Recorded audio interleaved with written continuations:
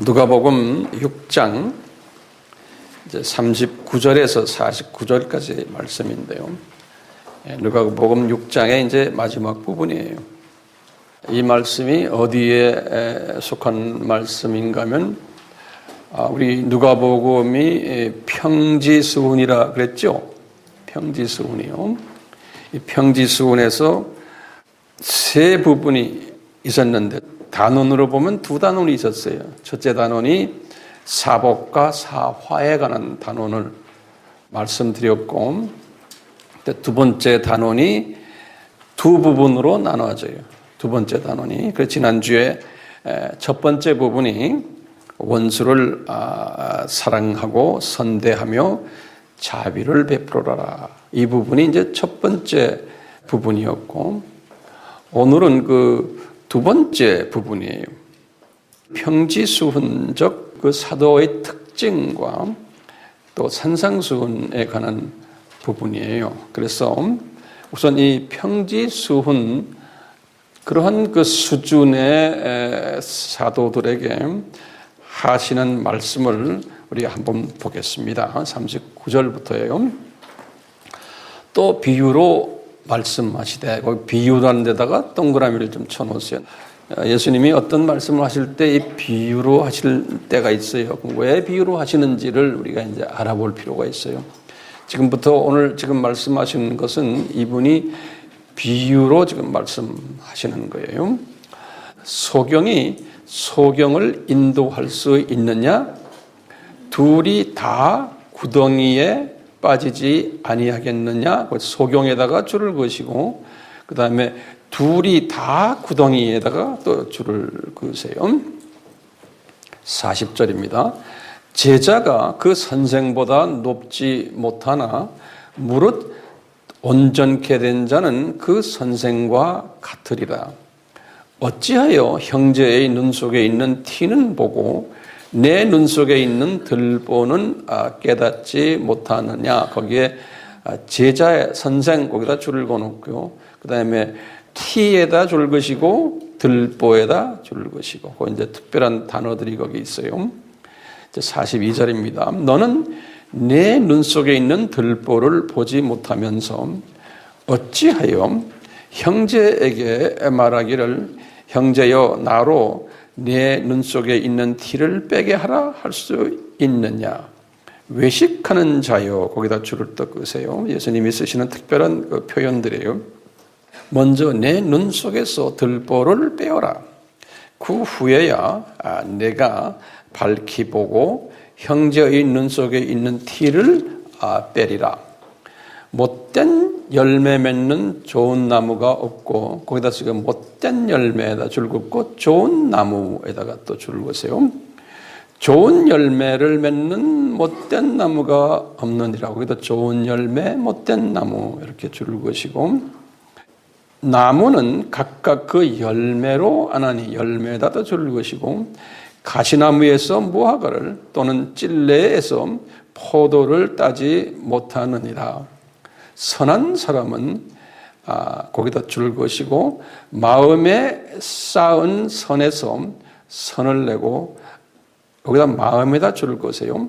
악한 자는 그 쌓는 악에서 악을 내나니 이는 마음에 가득한 것, 거기다 줄 것이요. 중요한 개념이 여기서 마음에 가득한 것을 입으로 말함이니라.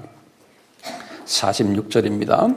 너희는 나를 불러 주여 주여 하면서도 어찌하여 나의 말하는 것을 행치 아니하느냐. 거기 보면 말하는 것, 거기다 행함, 거기다 줄을 보세요.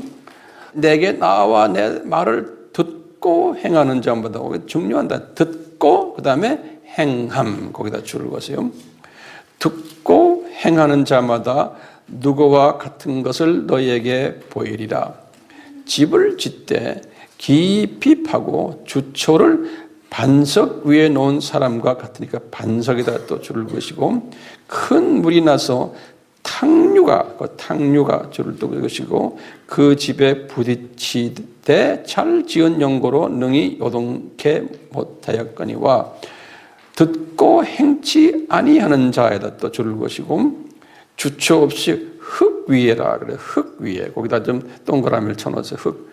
우리 저 산상수훈에서는 흙 대신에 무슨 말을 썼어요? 모래라는 단어를 썼어요. 그 단어가 달라요. 흙 위에 집 지은 사람과 같으니 탕류가 부딪힘에 집이 곧 무너져 파괴됨이 심하니라 하시니라. 우리 이게 지금 무슨 수훈이에요? 이게 평지수훈이에요. 평지수훈을 이렇게 들어보면요, 산상수훈과 비슷해 보이는데 알고 보면은 그 내용이 차이가 있어요.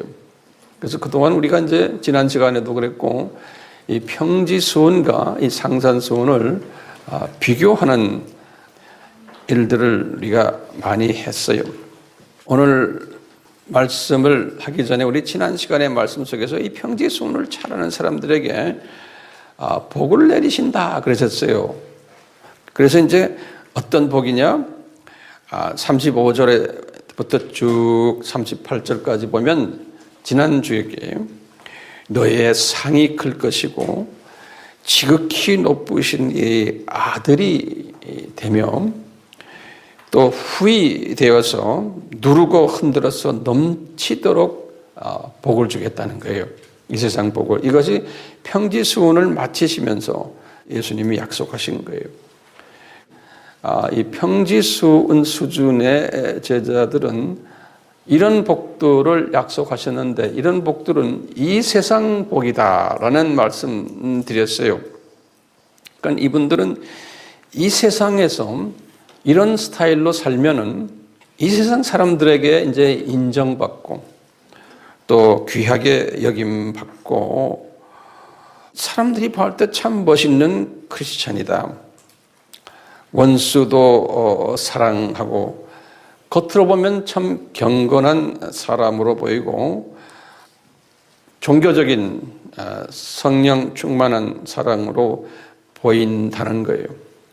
이런 수준의 크리스찬들이 특히 사도들이 많다는 것을 예수님께서 지금 예표로 지금 보여주시는 거예요. 그러니까 목사들 중에서 신부들 중에서 추기경들, 감독들, 모든 이 소위 종교 지도자들 중에서 사도들이에요. 사도들이란 말은 뭐였죠? 어떤 목적을 위해서 택함을 받아서 뭐에 불리움 받아가지고 보내심을 받은 사람들 사도라 그랬죠. 제자는 뭐라 그랬죠? 제자는 선생님을 닮아가는 사람. 이 제자들이죠.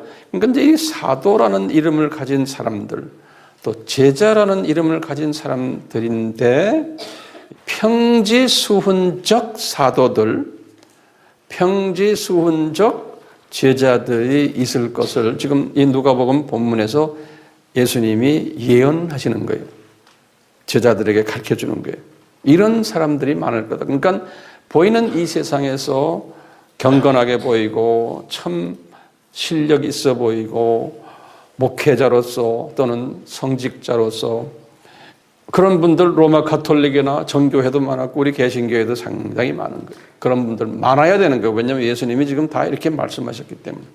그래서 사람들에게 칭찬받는데 이런 사람들은 칭찬을 교인들에게도 칭찬받지만 비교인들, 다시 말하면 사탄의 자녀들도 이런 사람들을 존경하고 참 진짜 기독교인이고 성자들이다 또는 참 훌륭하다라고 칭찬을 받게 될 것이라는 거예요. 그리고 하나님의 아들이라는 말까지 들을 수 있다는 거예요. 하나님의 아들이라는 건 뭡니까?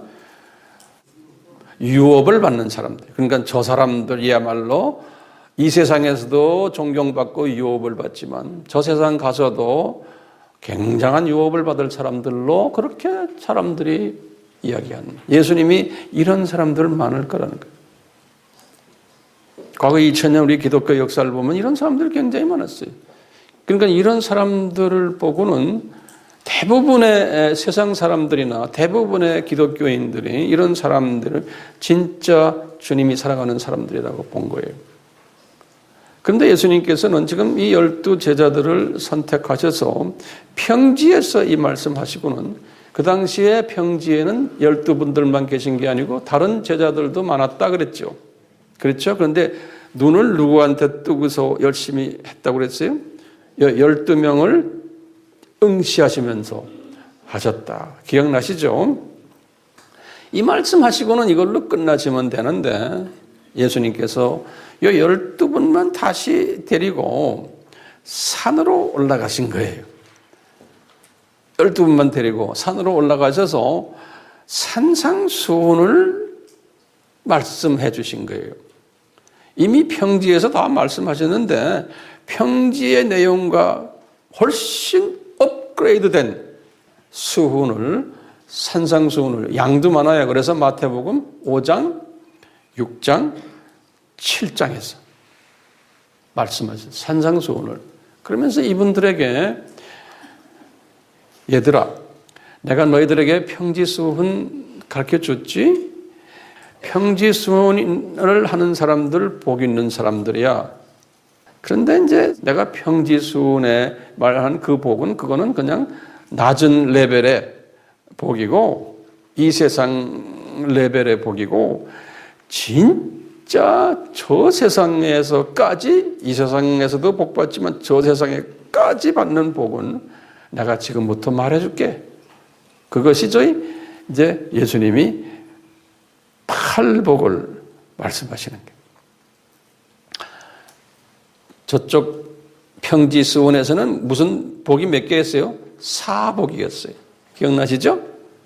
사복에서도 그냥 가난한 자는 복이 있나니 이렇게 말씀하셨잖아요. 또는 우는 자는 복이 있나니 이런 식으로 했는데 여기서는 예수님이 지금 팔복에서는 뭐냐면 마음이 가난한 자는. 근데 마음이라고 우리가 보통 말하지만 정확하게 말하면 우리나라 성경도 제대로 번역이 됐어요. 심령이 가난한 자는 그랬어요.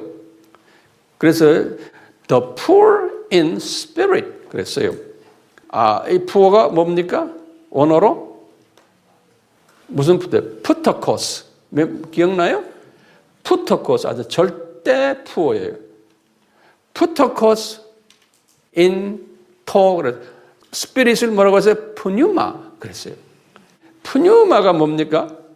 영이에요. 그러니까 영이 이 영도 이게 무슨 영이에요? 성령이 아니고 내 영, 자신의 영, 그 영이 가난한 자입니다. 근데 그 영이 어디에 있어요? 영은 마음의 가장 깊은 곳에 있는 그 자리가 영이라고 그랬어요. 우리 공부했죠? 그러니까 내 영에 성령의 9가지 열매도 맺혀 있고 또 내 영 속에 악한 영의 그 사탄의 성품들도 다 그 속에 깔려 있는 거예요. 그러니까 내 영 속에. 예. 근데 내 영 속에 성령님의 그 열매가 예수님의 성품이 전혀 없다라고 고백하는 사람. 이 사람이 복 있는 사람이라는 거예요. 이 사람이. 이 평지수훈에서는 그런 말 쓰지 않아요. 그냥 가난한 사람은 복이 있다고 그랬어요. 그러니까 이건 피상적인 가난이 그냥 우리가 볼 때 육신적인 가난 이런 가난이지만 이 팔복에서의 이 가난은 심령이 가난함을 느끼게 됩니다. 이것은 평생 심령의 가난함을 느껴가면서 우리가 살아야 되는 거예요. 이게 어떤 한순간에 끝나는 게 아니에요. 이런 사람에게는 이분이 예수님이 약속하신 게 뭐냐면 천국이 저희 것이요. 이 평지수원에서의 천국은 그냥 이 세상이에요. 그렇지만 산상수원에서의 천국은 뭐예요? 3층 천, 2층 천, 1층 천, 1층 천 밑에 뭐예요? 음부? 이 하나님의 나라가 이 음부부터 3층 천까지를 영의 눈을 뜨고 다 볼 수 있는 사람이에요. 그것을 이미 가지고 있는 그 시각을 가지고 있는 사람. 시각의 변화를 가지는 사람이에요. 그러니까 내가 지금 살고 있지만은 하나님이 3층 천에 계시고 2층 천은 공중 권세 잡은 자들이 있고 1층 천은 지금 이 세상이 이렇고 또 저 예수님 안 믿는 사람들은 죽으면 저 음부에 가는구나. 이게 다 보면서 사는 사람이에요. 나는 죽으면 어디 간다? 저 낙원에 간다. 항상 이 세상에 살고 있지만 이 천국을 내가 직시하면서 사는 사람이, 이런 사람은 어디서부터 시작되느냐? 예? 내 마음이 가난해질 때부터. 왜 그럴까? 이 마음이 가난해지면 이 속에 있는 내 마음이 순수해지기 시작하잖아요. 이 순수해지면은 하나님을 본다고 말했죠. 마음이 청결한 자는 하나님을 본다고 그랬죠. 예수님 말씀하셨죠. 그렇기 때문에 그런 거예요. 그러니까 벌써 이미 마음이, 내가 내 속에 있는 이러한 사탄의 성품들이 있으면은 당장은 이게 해결이 안 되지만 그때부터 어떤 마음을 주님이 주시냐면, 이 복받은 사람은 애통하는 마음을 주신다는 거예요. 그러면 뭐예요? 약속이 뭐예요? 보혜사 성령님을 보내주시겠다는 거예요. 그렇죠? 그러면서 서서히 내가 어떤 사람으로 변해요? 온유한 사람으로 변하는, 서서히 온유한 사람으로. 자기도 모르게. 온유한 사람은 뭐예요? 야생동물이 아니고 가축이에요. 그러니까 야생동물은 주인이 없어요. 제멋대로예요. 그런데 가축은 주인의 말에 순종하기 시작하는 사람. 우리의 주인은 누구예요? 예수님이에요. 그러니까 예수님에게 순종하는 마음을 가지게 되는 사람을 온유한 사람이라 그래서. 대표적으로 모세가 그렇다. 우리 공부했죠? 이렇게 이제 항상 이제는 예수님 중심으로 그분에게 순종하는 마음이 자기도 모르게 이렇게 오는 사람이에요. 이렇게 오는 사람은 막 이제 배고파하는 거예요. 예수님의 가르침에, 하나님의 말씀에, 성령님의 생수에 배고파하고 목말라 하게 돼 있는 거예요. 자연적으로. 그렇기 때문에 우리가 말씀에 갈급하고 성령님의 우리가 항상 목말라 하고, 우리 이 예배가 그런 예배가 돼야 되고 우리 삶이 그런 삶이 돼야 되잖아요.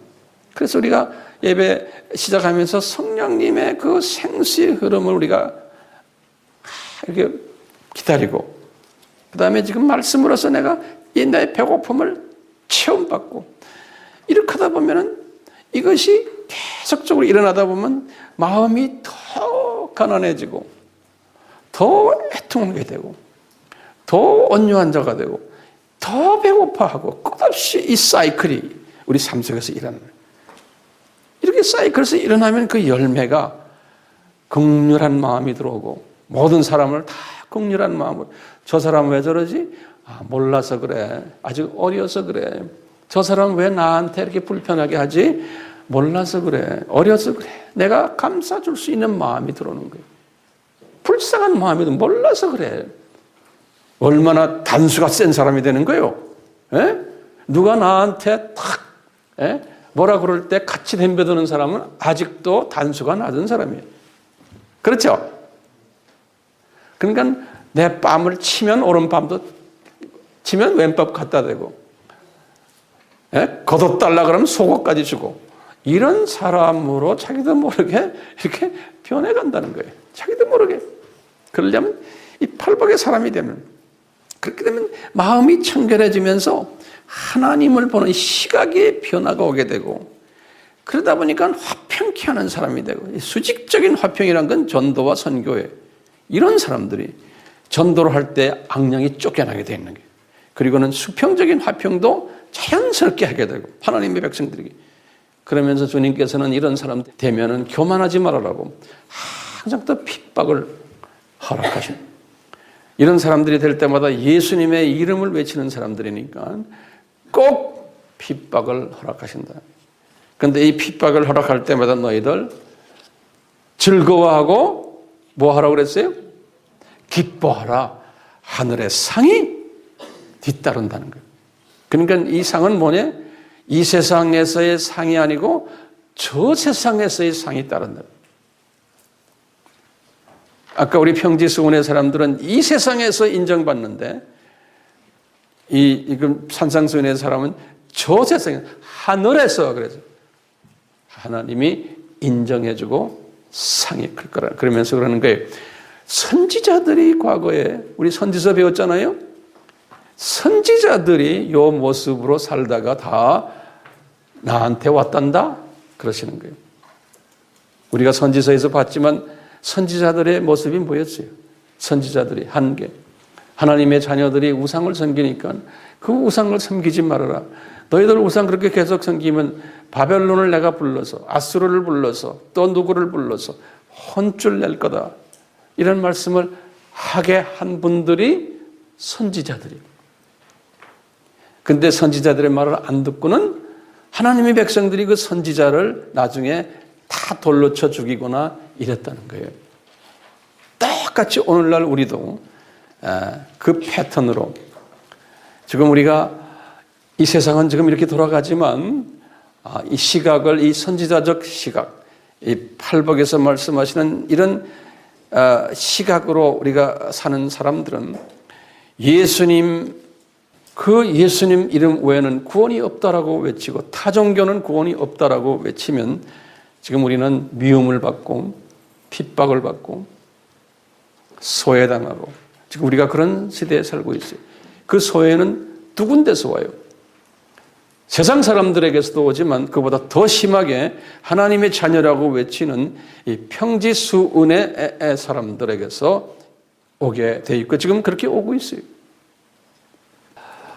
자, 그러면요, 우리 질문이 왜 갓 선택된 이 12 사도들에게 평지수은도 주시고 그걸로 끝나지 않으시고 이 산상수은까지 주셨는가 이게.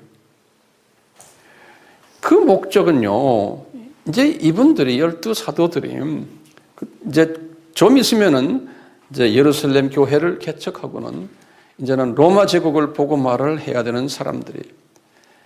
그러면서 이제 교회들이 개척되고 교회 시대가 이제 시작이 될 텐데 이 교회 시대가 시작이 될 때 이 안에 이런 다른 레벨의 소위 사도들이 있을 것을 하나님이 허락하신 것을 그렇게 있을 것을 미리 보여주신 거예요. 이게 천국 시스템이 그렇다는 거예요. 다시 말하면 사도라는 이름을 가진 사람들, 목사라는 이름 가진 사람들, 신부라는 이름 가진 사람들, 추기경이라는 이름, 교부라는 이름 가진 사람들 중에 가짜들이 많을 것을 예수님이 말씀하시는 이 가짜들도 두 가지 가짜가 있어요. 하나님의 자녀가 아닌 사탄의 자녀인데도 그런 짓을 하는 가짜들이 있고 하나님의 자녀들 중에도 이런 가짜들이 또 있다는 거예요. 그러니까 이 가짜들은 평지수훈적인 가짜들이. 그러면서 진짜는 지금 요 산상수훈에 이렇게 하는 사람들이 진짜인데 너희들은 요런 사람이 되라는 거예요. 말씀 속에서 너희들이 깨어서 성령 충만해져서 지혜가 생겨가지고 성령의 은사 중에 하나가 영적 분별력이에요. 영적 분별력을 너희들이 가져야 되고 이것이 필요하다는 것을 가르쳐 주는 거예요. 그리고는 지혜가 필요하다. 지혜를 가지려면 뭐가 있어야 돼요? 명철이 있어야 되는 거예요. understanding. 명철을 가지려면 뭐가 필요해요? 지식이 있어야 되는 거예요. 이게 이제 성서에서 가르치는 거거든요. 그러니까 우리는 이런 걸 우리가 분별력을 가지려면 우선 지식이 필요한 거예요. 지식은 뭐냐? 모든 인포메이션이에요. 하나님의 말씀에 대한 지식이 필요한 인포메이션이에요. 그것도 잘 정돈된 조직적인 인포메이션이 필요한 거예요. 그래서 우리가 지금 노트에다 열심히 적고 있는 거예요. 그게 첫째 단계고요. 두 번째는 뭐냐? 명철이라고, understanding이라고 그랬어요. 영어로는 understanding. 명철이 필요해요. 이 명철은 뭡니까? 이 지식을 내가 어떻게 이해하느냐예요. That's understanding이에요. 소화하느냐예요. 이것도 세상적인 방법으로도 소화할 수 있고 하나님적 방법으로 소화할 수 있어요. 그러니까 이것이 선생이 누구냐에 따라서 가르치는 게 달라지는 거예요. 이 understanding이 있은 다음에 따라오는 게 지혜인 거예요. wisdom, sophia 그랬어요. 이 wisdom은 어떻게 자기가 가지고 있는 이 모든 지식과 명철을 어떻게 적용하느냐, 삶의 application이, 이 적용력이. 그러니까 문제는 뭐냐? 지식을 아무리 받아도 명철에 와서 갈라져요. 어떤 방법으로 명철을 내가 가지게 됐냐에 따라서. 그러니까 어떤 선생에게 어떤 식으로 내가 배웠냐에 따라서, 어떻게 이걸 해석하냐에 따라서 지혜가 가는 방법이 달라지고 방향이 달라지는 거예요. 자, 이제 이런 상황 속에서 예수님이 오늘은요, 평지수훈의 두 번째 부분을 제자들에게 가르쳤어요. 이 두 번째 부분을 우리가 한번 봐요. 근데 이 두 번째 부분을 예수님이 뭐로서 말씀하시냐면, 이 비유로 말씀하신다 그래. 비유로. 영어로는 parable 그래. parable. 헬라 말로도 똑같아요. parabollos 그래. 똑같이 parable이란 말은 실제 상황은 아니지만 실제 진리를 우리로 하여금 이해시키기 위해서 하나의 그 비유적으로 말씀을 예수님이 하실 때가 몇 번 있었어요. 특히 성서에 보면요, 이 비유를 말씀하신 게 몇 군데 나오지만 대표적인 비유가 이 마태복음 13장의 비유예요. 하나님 나라는 이렇다 하고는 7가지의 비유를 드셨어요. 그 다음에 또 비유가 우리 감람산에서요, 들림받는 사람에 대한 비유를 7가지를 드셨어요. 노아의 때부터 시작해서 이렇다 마태복음 24장 37절에서 25장 46절까지. 그게 대표적인 두 비유들이에요. 근데 이제 마태복음 13장의 비유를 드셨을 때 씨를 길가에 뿌리고 또 돌밭에 뿌리고 가시떨기에 뿌리고 옥토에 뿌리고 하는 거 우리 다 알잖아요. 이 비유를 이렇게 드실 때 제자들이 예수님께 물어보는 장면이 있어요. 왜 우리에게 직설적으로 말씀하지 않으시고 왜 비유로 말씀하십니까? 라고 질문을 던지는 거예요. 그러니까 예수님이 비유로 말씀하시는 이유를 말씀하세요. 여러분들 성서 한번 열어보세요. 마태복음 13장 10절에서부터 13절에 굉장히 중요한 이 신학적인 개념이 여기 숨겨져 있어요. 10절 보세요. 제자들이 예수께 나와 가로되 어찌하여 저희에게 비유로 말씀하시나이까? 자, 그러니까 예수님이 대답을 한번 보세요. 이거 좀 우리의 이성으로는 이건 이해가 안 되고 기분 나쁜 말씀이에요. 예수님이 이렇게 대답하세요. 천국의 비밀을 아는 것이, 이 천국의 비밀이라고 그래도 거기다 줄을 그어 쓰겠어요? 영어로는, 원어로도 똑같아요. The mystery of the kingdom of heaven 그랬어요. mystery. 원어로도 헬라 말로도 mysterion. 우리 mystery란 말이 뭡니까? 신비라는 표현이 비밀이라는 표현이 신비라는 표현으로 말하는 게 훨씬 좋아요. 우리 이성으로는 이해가 안 되는 그 신비예요. 그래서 이거 천국의 비밀을 아는 것이, 자, 그러니까 천국의 비밀 그러면요, 지금 우리가 천국 하면 어떻게 돼요? 저 음부부터 시작해서 저 3층전까지의 모든 이게 천국 아닙니까? 이 안에서 일어나는 모든 역동적 일들이 일어날 텐데, 이 천국의 비밀을 아는 것이 너희에게는 허락되었으나 저희에게는 아니 되었다 그랬어요. 그러면 너희는 누구고 저희는 누군가요? 여긴 지금요, 그냥 문자적으로 보면 너희는 누구예요? 요 지금 예수님의 제자들이에요. 사도들이에요.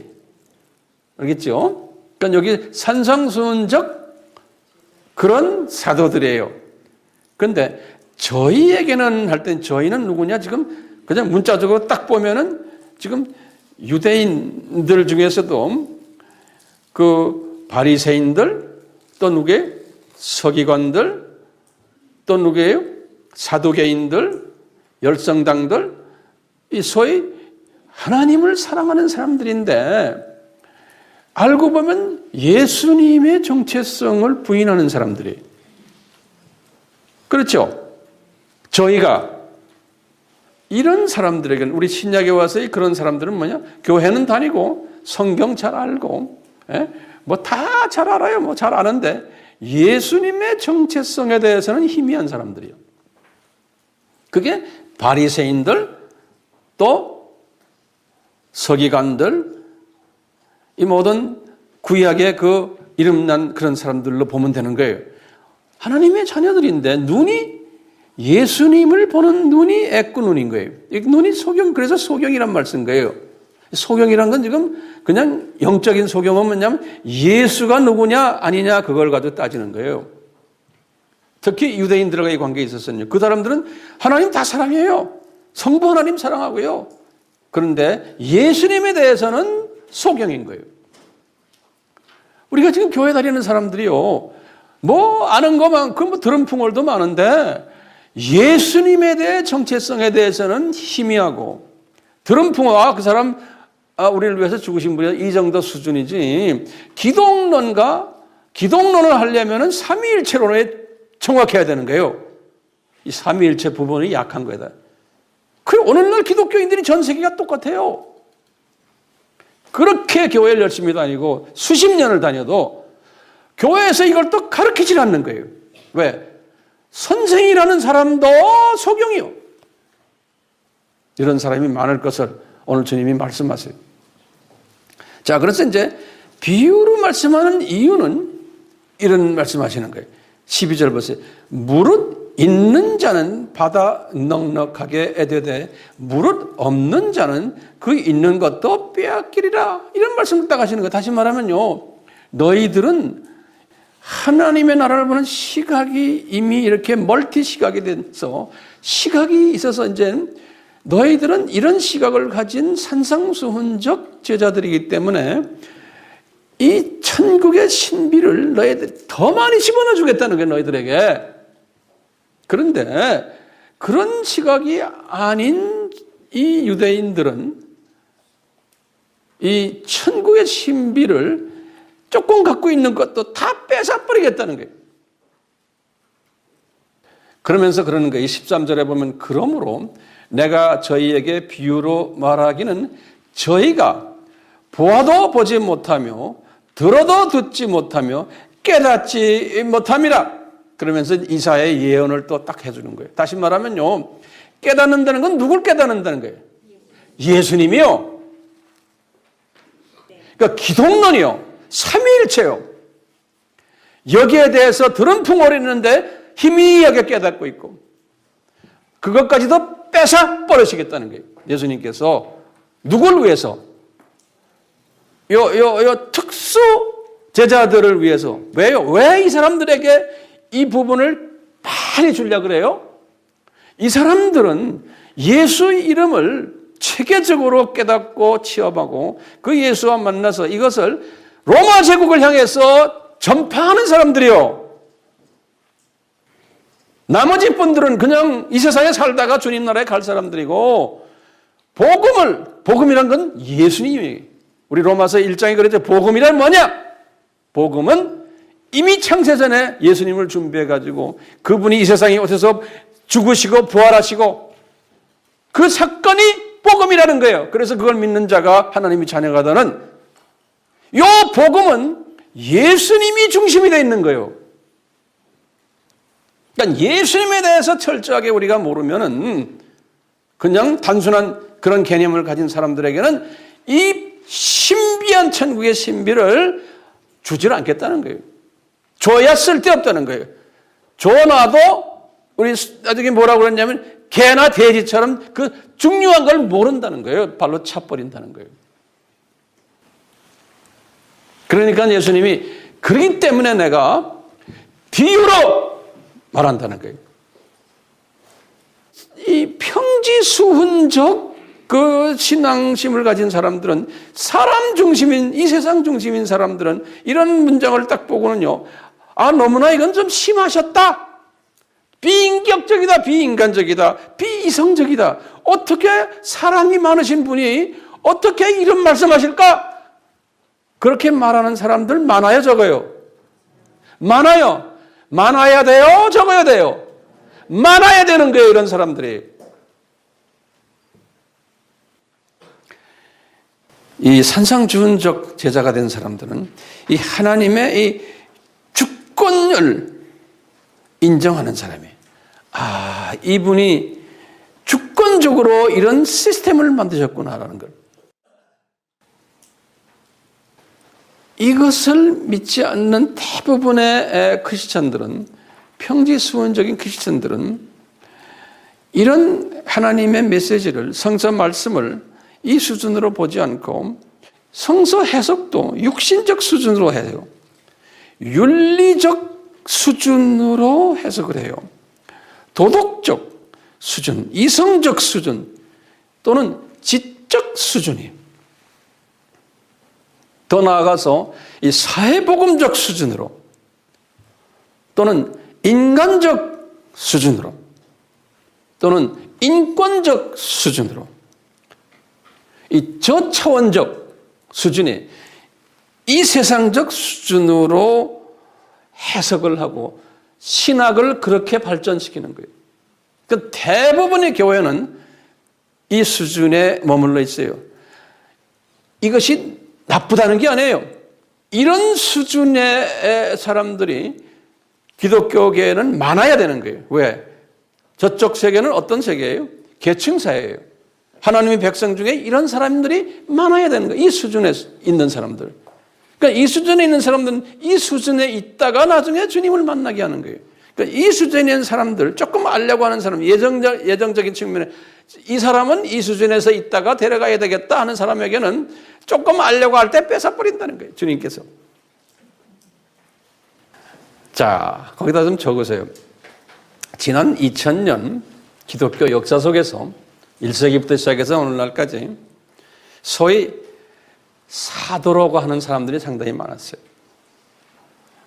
각 교단마다, 각 나라마다 제자라는 사람들이 많았어요.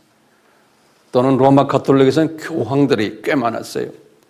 근데 로마 가톨릭의 교황 역사를 보면요, 교황들이 거의 대부분의 교황들이 다 못된 놈들이었어요.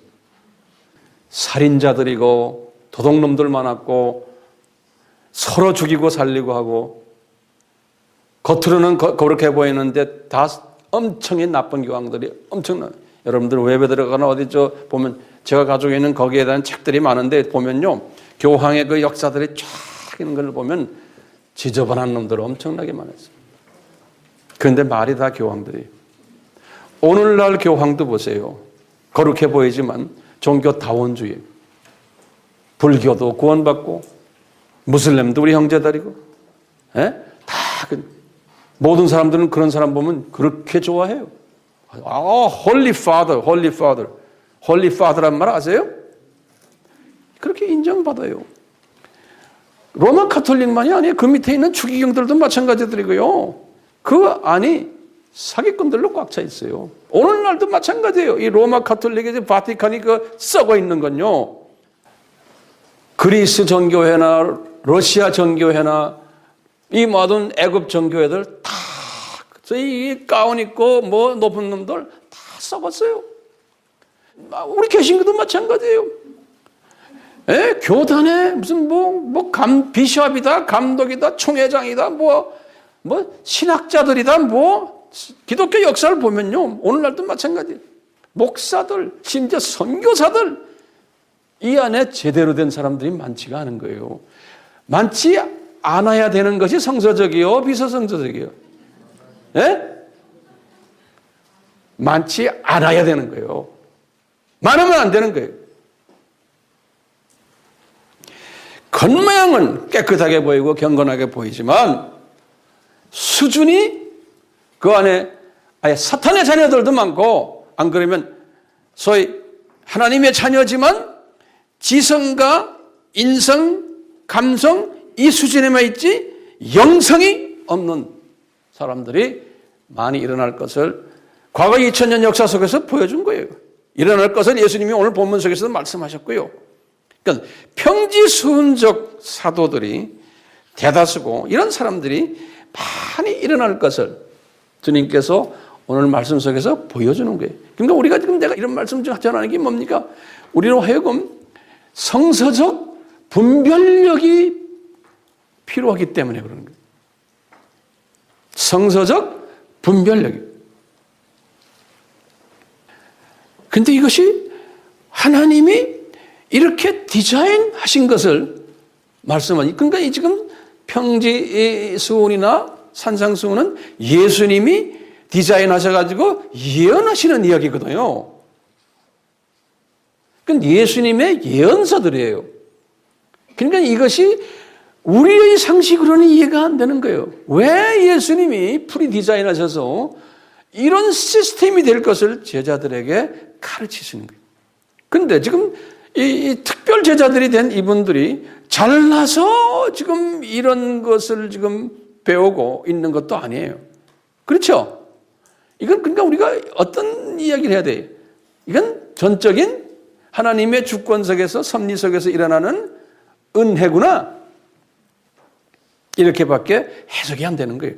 뭐가 잘났어요? 그 사람들. 별거 아닌 사람들인데 그분들을 그냥 이렇게 해서 업그레이드 시키는 메시지까지 주면서 열심히 그동안에 하나님을 섬겼던 율법을 잘 섬기고 정말 하나님을 잘 섬기고 메시아를 기다리던 그 바리새인들, 서기관들, 사두개인들 이런 사람들에게는 예수님이 뭐라고 막 지적하시면서 정말 아무것도 안 한 어부 출신들, 세리 출신들 이런 사람들 불러다가 이런 메시지를 주면서 너희들이 진짜 복 있는 사람들이라 너희들 이 복 있는 사람들로 내가 만들겠다 하면서 지금 오늘 말씀하시는 거예요. 오늘 본문에서 이제요 보면은요 요 평지수훈적인 제자들 이 사도들을 오늘 예수님께서 그분들이 가지고 있는 특색들이 있었어요. 특징들 예수님이 말씀하시는데 그 특징들이 그대로 기독교의 교회사에서 계속 연장됐어요. 그 특징 몇 가지가 있어요. 오늘 예수님이 말씀하시는데 첫 번째 특징이 뭐냐면요. 요 사람들이 말은 사도인데 말은 교황인데 교부인데 추기경이고 감독이고 신학자고 목사고 교단장이고 말은 그건데 요 사람들이 소경이라는 거예요. 예수님께서 지금 말씀하시기를요. Blind man 6장 39절에 이 소경들인데 그러니까 뭐를 못 본다는 소리예요. 삼위일체론과 기독론과 성결론과 또 무슨論이에요? 구원론과 또 뭐예요? 종말론. 이 중요한 기독교의 이 교리가 다 예수님이 관한 이야기거든요. 이것이 감겨져 있다는 거예요. 소경이라는 거예요. 그래서 예수님이 그런 거예요. 이 소경들이 인도를 하는데 어떤 사람들을 인도하냐면 소경들을 또 인도한다는 거예요. 예수님이 지금 말씀하시는 거예요. 이 소경들인데 이 예수님에 관한 이 정체성이 약한 이 소경들인데 사도라는 이름 가지고 감독이라는 이름 가지고 신학자란 목사란 이런 이름 가지고 교인들도 다 소경들이에요. 이 소경들을 인도한다는 거예요. 소경들을. 그러니까 이 소경들이 지금 소경이 소경을 인도하니까 예수님이 뭐라고 그랬어요? 어디로 간다는 거예요? 둘 다 어디에 빠진다는 거예요? 구덩이에 빠진다는 거예요. 예수님께서 말씀하시기. 이 구덩이라는 이 단어를 썼어요. 6장 39절에. 구덩이라는 말이 뭡니까? 영어로는 그래서 PIT, pit라고 그래요. pit. 이 pit라는 단어를요. 신약에서는 무저갱이라는 단어를 쓸 때 pit라는 단어를 썼어요. 무저갱, 밑바닥이 없는 갱. 그래서 그걸 영어로는 그래, bottomless, 바탕이 없는 바탐이란 건 우리가 바닥이란 소리죠. 레스는 L-E-S-S. 그래서 붙은 단어. bottomless pit 그랬어요. 그것을 한국말로 무저갱이라고 번역이 되어 있어요. 무저갱. 계시록 9장 1절하고 계시록 20장 1절에 the bottomless pit 그랬어요. 이것을 또 성서에서는 음부라고 번역이 됐어요. 아비스, A-B-Y-S-S, 아비스. 이것도 아비소스라는 헬라 말인데요. 또는 하데스. 이런 것들은 다 뭐냐면 저 밑에 있는 이 구덩이란 소리예요. 마태복음 16장 18절, 누가복음 10장 15절, 누가복음 16장 23절. 이 핏을 베드로는 또 뭐라고 그랬냐면 이것은 감옥이다. 감옥이라고. 이제 헬라 말은 플라키라는 단어인데요. 플라키 베드로전서 3장 19절에 또는 요한계시록 20장 7절에도 그렇기 때문에요. 예수님이 지금 이 소경 지도자들이 소경을 데리고 가다가 예수님이 뭐라고 그래요? 구덩이에 빠진다는 거예요.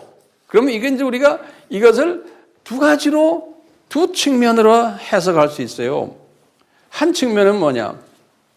요 소경들이 자기 교인들을 무저갱이나 음부에 자기도 들어가고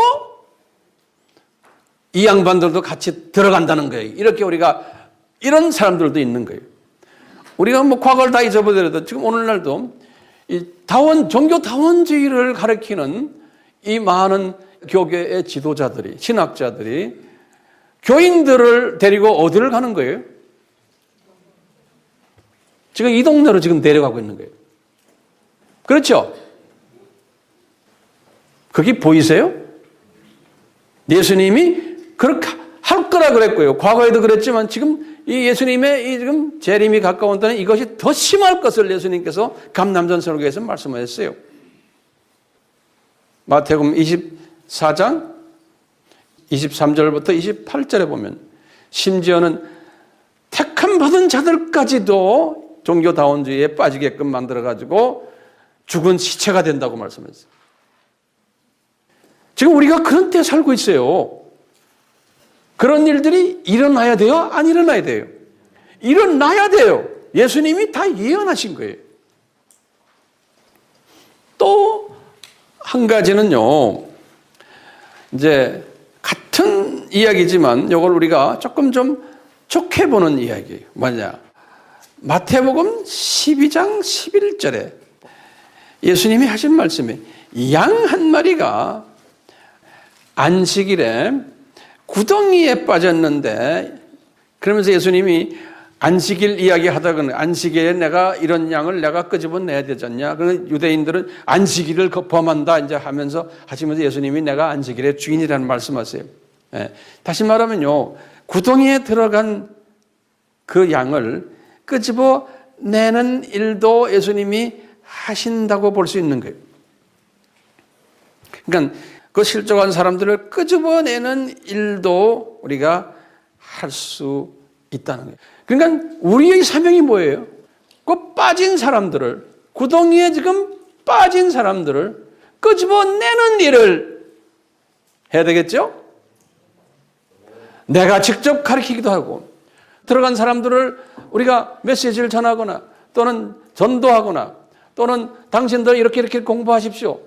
그게 내 민족에게도 지금 해야 됐지만 우리가 언어권에 있는 같은 말로 하는 NK 사람들, 조선족들, 일본 교포들, 소련 교포들에게 우리가 우리말로 할 수 있잖아요.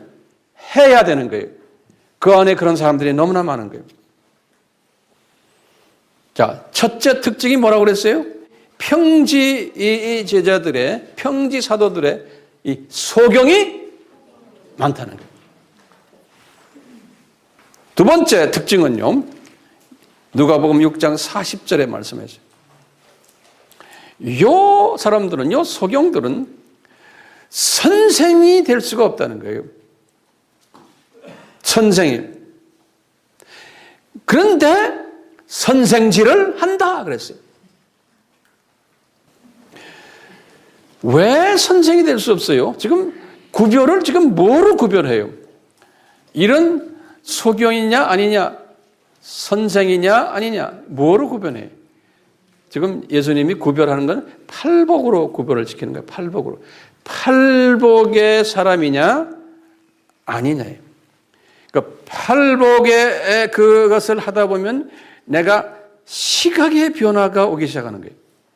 그러니까 시각의 변화가 오는 일은 팔복의 삶을 사느냐 안 사느냐에 달려있는 거예요. 그렇기 때문에요, 이 팔복에 사는 사람들은 소경에서 졸업을 하고 이제 선생님이 될 수 있는 거예요. 근데 팔복을 안 하는 사람들이 지금 문제인 거예요. 선생이 될 수 없다는 거예요. 세 번째 특징은요, 자기 자신이 소경임을 모르고 있어요. 그러면서 자기 자신이 팔복의 사람들을 비난하는 일을 한다는 거예요. 자기가 팔복의 사람인 채 하면서 6장 42절에서 42절에 보면 예수님이 그랬어요. 지 눈에는 지금 들보가 있는데, 들보 있다는 말은 뭡니까? 소경이라는 게 보지 못하는 거예요.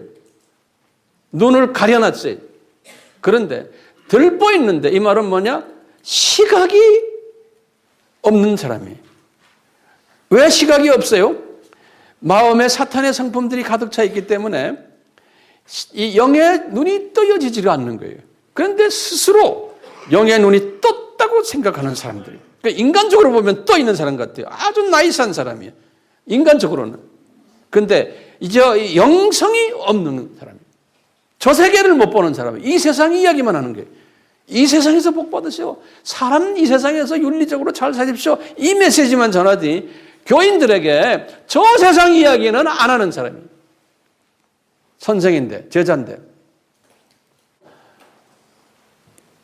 눈이 그렇게 됐으니까 자기 스스로를 보지를 못하는 거예요.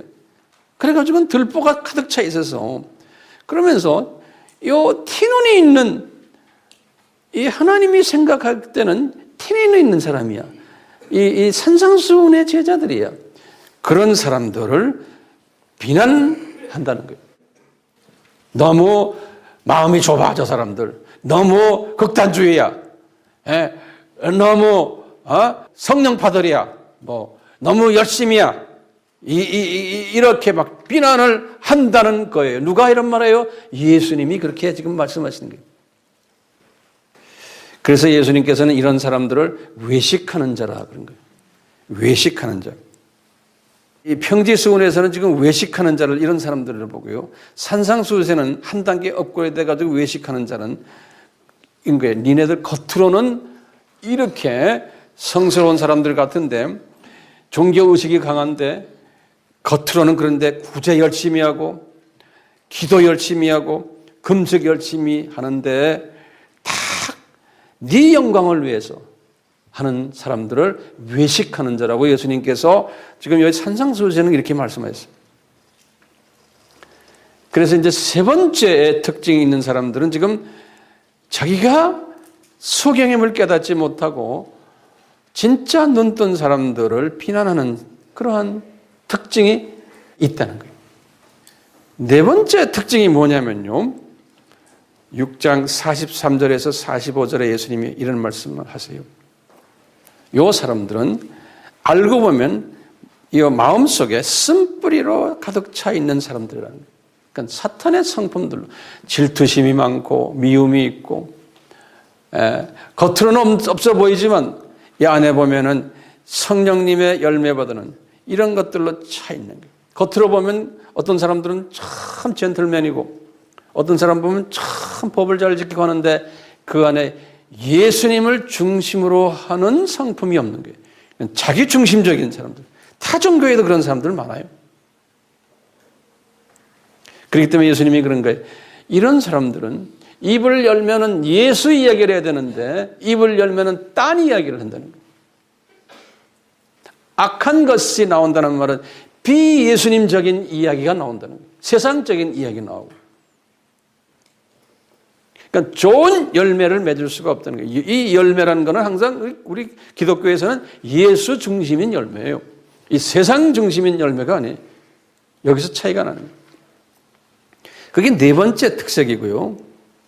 다섯 번째 특색은 지금 6장 46절에서 49절까지 이 사람들은 예수님이 평지수훈에서 말씀하신 것들 있죠.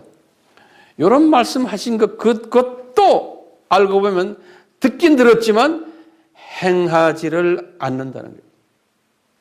그것도. 그러니 뭐 산상수훈은 말할 것도 없죠. 그렇기 때문에 예수님이 그랬어요.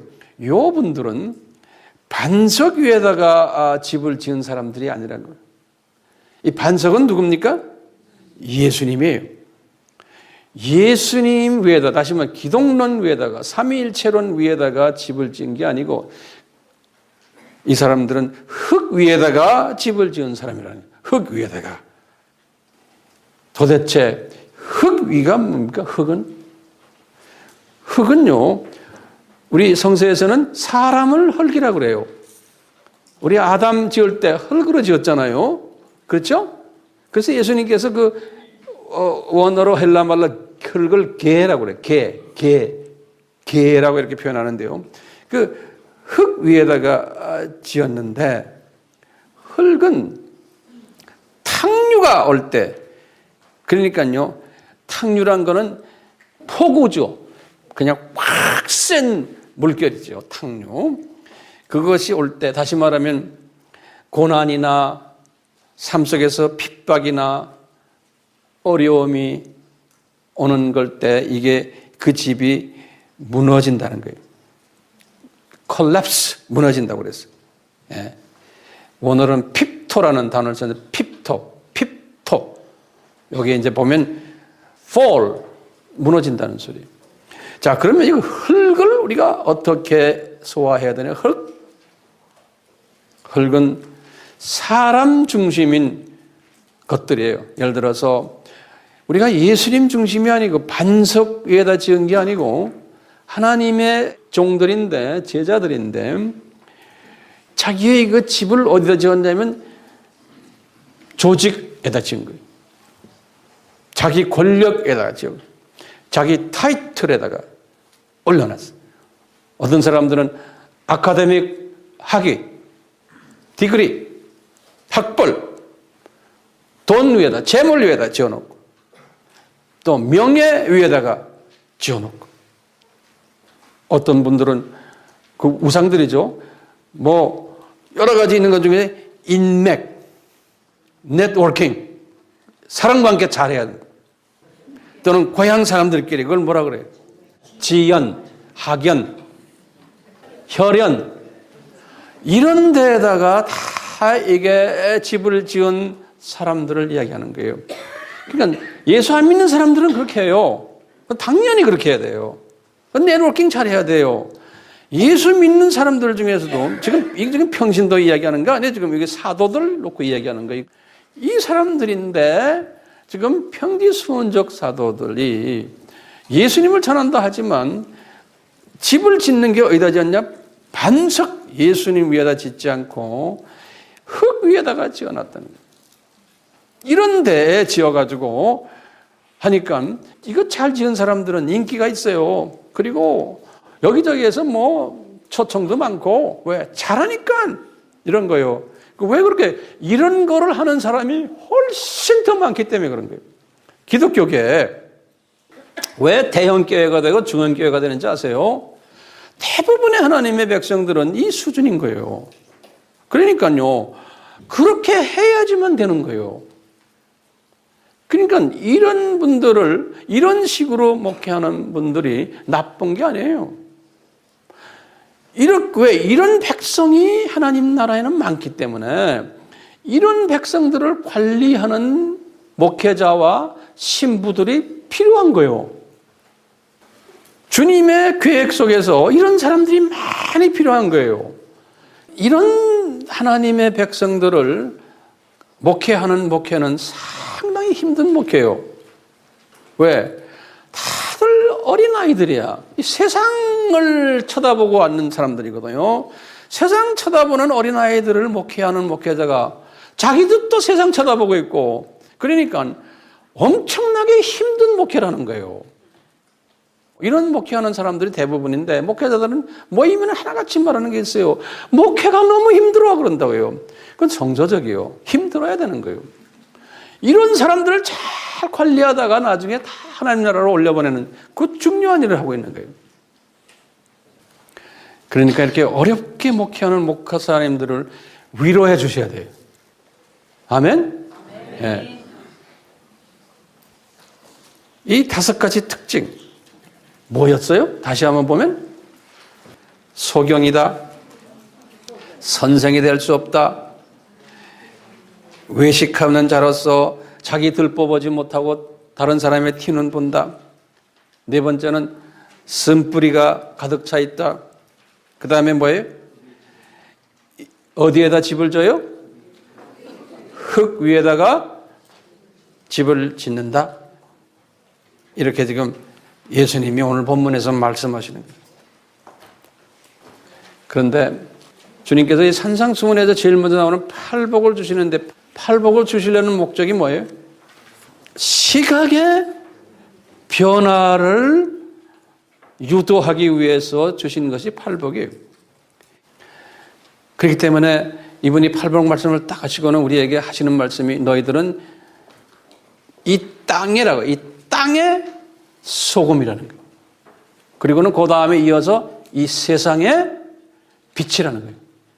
그러니까 이 땅의 개념을 가지고 있는 사람들에게 너희들이 소금 역할을 해요. 왜? 내가 이제 죽는 거예요. 희생하고. 그러면은 거기에서 파워가 나와가지고 이 부패된 것을 막아주고, 이 땅에 지금 그런 일들이 있는 그런 현상 속에서 그러면 빛이 된다는 거예요. 그러다 보면 너희들이 이때부터 핍박하는 자를 위해서 기도도 할 수 있고, 오른밤 왼밤 오리가 잠은 심리 가지고 이것이 자동적으로 따라온다는 거예요. 그뿐 아니라 너희들은 외식하는 사람이 안 된다는 거예요. 구제해도 숨어서 하고, 기도해도 숨어서 하고, 금식을 해도 숨어서 하고, 한 주인만 섬기고, 이 주변에 티는 있는 사람을 보면 사랑해주고, 좁은 문으로 스스로 가는 사람으로 이렇게 자기도 모르게 이 변화가 온다는 거예요. 이 산상수훈을 이제 하다 보면, 특히 팔복을 하면은, 그러니까 이 산상수훈의적인 그러한 기독교인은 팔복을 하느냐 안 하느냐, 팔복이 유일하다는 것을 이렇게 말씀하시는 것을 우리가 산상수훈에서 볼 수 있어요. 한번 그다 좀 적어보세요. 결론적인 말씀이에요. 팔복 자체가 곧 반석으로 볼 수 있어요. 반석 위에 집 짓는 유일한 길이 팔복을 하느냐 안 하느냐. 두 번째는요, 비가 오고 창수가 오고 바람이 와도 견딜 수 있는 유일한 길은 팔복이에요. 세 번째로, 예수님을 닮아가기 위한 사람이 되기 위해서는 팔복밖에 다른 길이 없다는 거예요. 네 번째는, 이 세상에 소금과 빛이 되려면, 빛과 소금이 아니라 소금과 빛이 되려면 팔복밖에 없다는 거예요. 다섯 번째로, 이 세상에서 우리가 온전한 사람이 되려면, 다시 말하면 오른밤 왼밤 오리 심리 이런 사람이 되려면 팔복밖에 없다는 거예요. 예수 안 믿는 사람들도 이제 오른밤 왼밤 이거 해요. 오리 심리 하는, 이것은 자기 의의를 가지고 하는 거예요. 그렇기 때문에 이게 자기 이제 나중에 스스로 마음속에 말은 하지만 교만해져요. 근데 팔복 가지고 하는 사람은 다른 거예요. 오른밤 왼밤 오리 심리 하면서 계속해서 이건 내가 한 게 아닙니다. 예수님을 높이게 돼 있는 거예요. 이거 달라요. 동기가 달라요. 결과도 다르고요. 그러니까 여섯 번째로는 팔복이 뭐냐? 경건한 자가 될 수 있는 유일한 길입니다. 팔복이. 일곱 번째로 한 주인만 섬길 수 있는 유일한 길은 팔복밖에 없어요. 여덟 번째로 먼저 그 나라와 그 의를 구할 수 있는 유일한 길은 팔복밖에 없어요. 아홉 번째로 이웃의 티눈을 보고 비판하지 않는 유일한 길은 팔복밖에 없어요. 열 번째로 좁은 문으로 협착한 길로 갈 수 있는 유일한 길은 팔복밖에 없어요. 11번째로 거짓 선지자가 되지 않는, 다시 말하면 양의 옷을 입고 마음은 이리의 마음을 가진, 그걸 거짓 선지자라고 그랬어요. 예수님께서 이 팔복에서, 이 지금 산상수훈에서요, 이런 사람 많이 나오는데 그렇게 하지 않을 것은 팔복밖에 없다고. 12번째로 아름다운 열매를 맺을 수 있는 유일한 길은 팔복밖에 없어요. 13번째로 진정한 복 있는 자는, 그렇게 될 수 있는 유일한 길은 팔복밖에 없어요. 14번째로 하나님 나라를 소유하는 유일한 길은, 그런 시각을 가지는 유일한 길은 팔복밖에 없어요. 마지막으로 15번째로 하늘에서 큰 상을 받을 수 있는 유일한 길은 팔복밖에 없어요. 그런데 어떻게 우리가 팔복을 할 수 있어요? 이것은 성령님의 이끄심이 있어야 된다고 저는 보고 있어요. 은혜로. 그 성령님의 이끄심은 어떻게 우리가 느끼냐? 나에게 항상 그 소원이 있는 거예요. 내 마음이 가난해져야지. 내가 왜 이러지? 자꾸 자기 자신을 점검하면서 이런 그 소원을 가지는 그 자체가 이제 성령님의 이끄심. 그런데 이 팔복을 하지 않으면서, 제가 이제 마지막 결론적인 말씀 한마디 할게요. 이게 이제 굉장히 중요한 개념이에요. 팔복을 하지 않으면서도 대외적으로는, 또는 스스로가 내가 산상수훈적 사도라고 그렇게 느끼는 사람들, 그렇게 주장하는 사람들이 있어요. 이 팔복은 전혀 하지 않으면서, 그것을 우리는 가짜 사도라. 예수님께서 이런 가짜 사도들이 많이 나올 것을 예수님이 산상수훈에서 예언하셨어요. 제자들에게 예언을 하셨어요. 너희들 조심해라. 이런 사람 많이 나올 거다. 자, 그래서 이 가짜 사도들 안에도 두 가지가 있어요.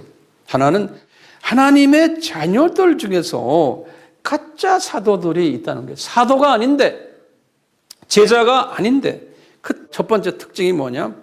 외식하는 자들이라는 거예요. 예수님이 지금 이 마태복음 6장 1절에서 18절까지 이 사람들 종교성이 강해 보인다는 거예요. 사람들을 인식한다는 거예요. 항상 사람들에게 칭찬받으려고, 인정받으려고, 존경받으려고 외식 행위를 한다는 거예요. 그래가지고는 자기가 영광받기 위해서, 이런 사람들이 분명히 많다는 거예요. 예수님이 지금 제자들에게 가르치는 게 마태복음 6장에 처음에 1절부터 18절까지. 그러면서 어떤 부분에서 이런 짓 하느냐? 구제할 때 나팔을 불고 뭐 했습니다. 우리 뭐 선한 일 했습니다. 그냥 주보에 내고 뭐 광고 내고 신문에도 내고 텔레비에도 나오고 이렇게 한다는 거예요. 기도할 때 우리는 뭐 새벽 기도 열심히 합니다. 뭐 합니다. 그냥 나타내고 이런 거 한다는 거예요. 세 번째는 금식할 때 또 이런 짓을 한다는 거예요.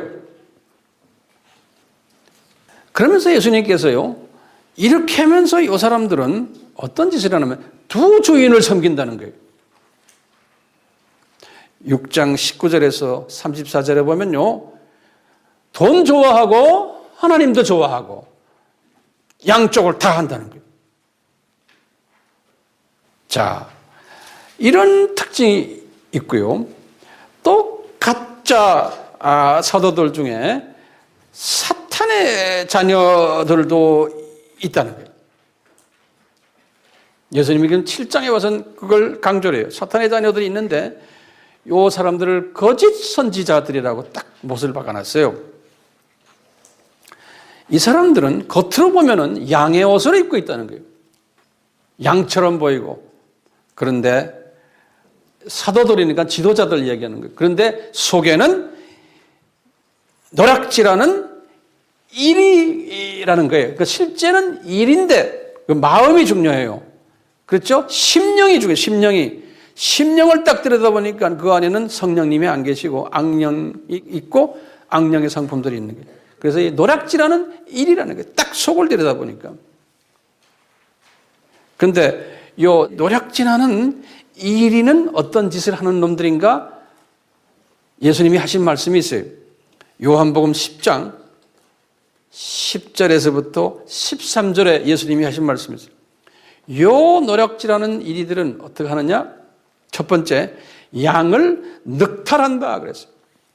하나님의 자녀들을 늑탈하고 뺏어간다는 소리.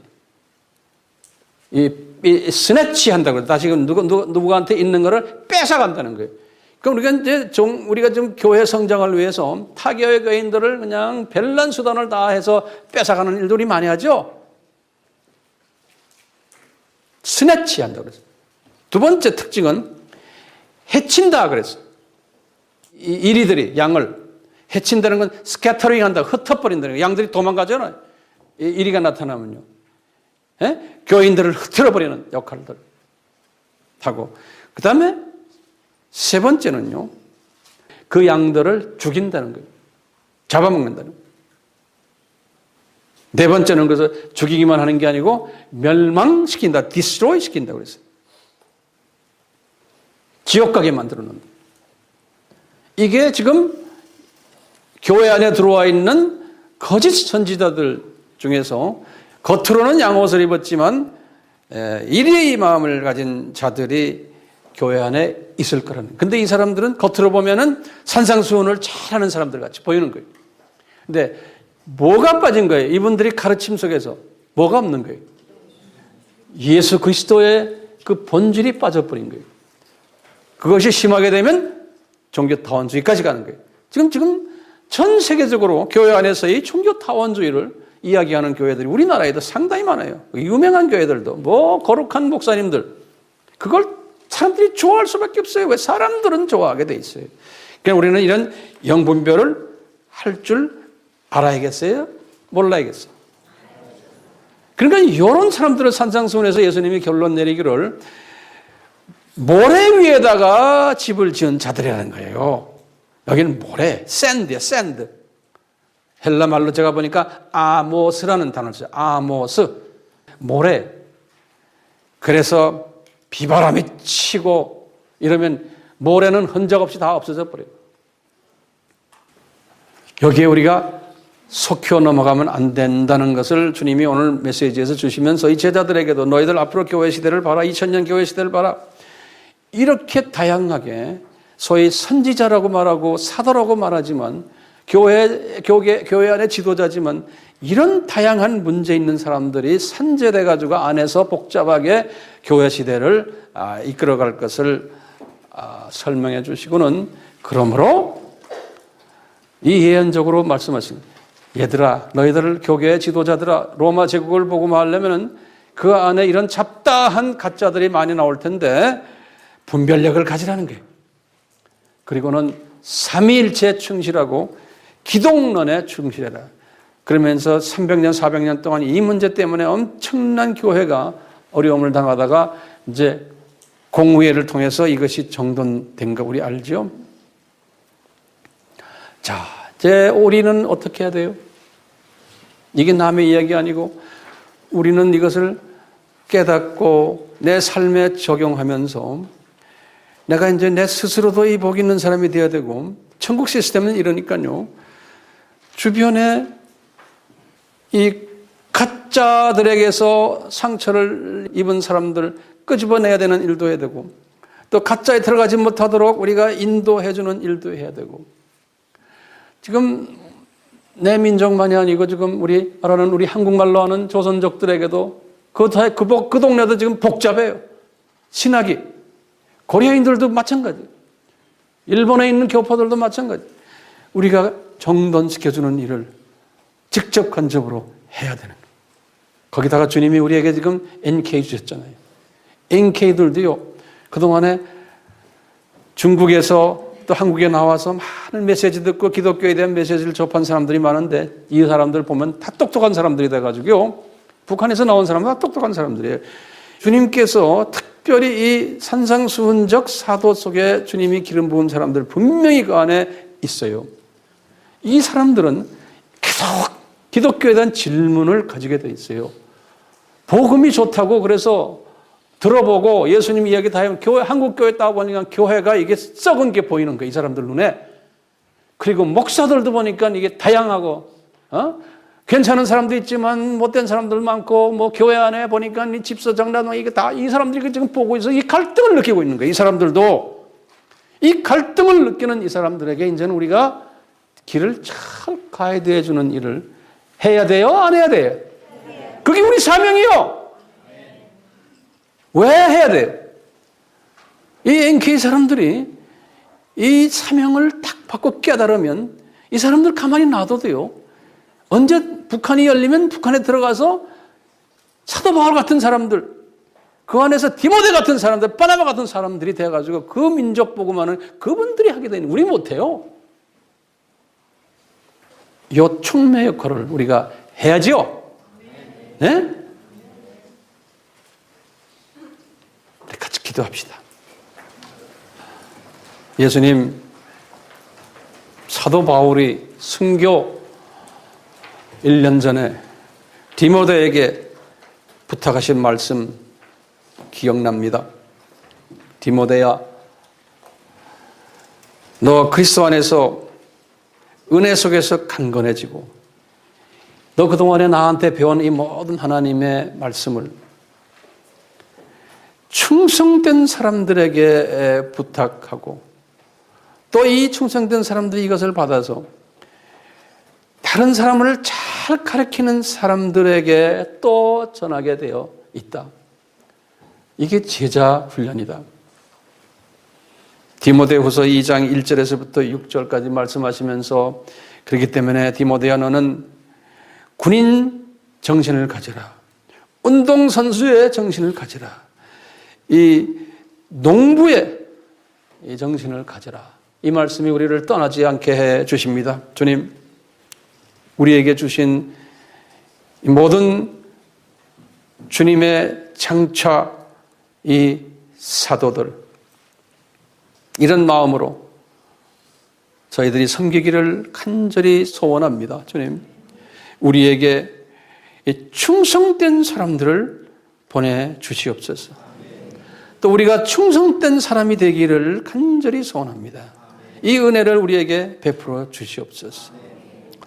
예수님의 이름으로 기도드리옵나이다. 아멘.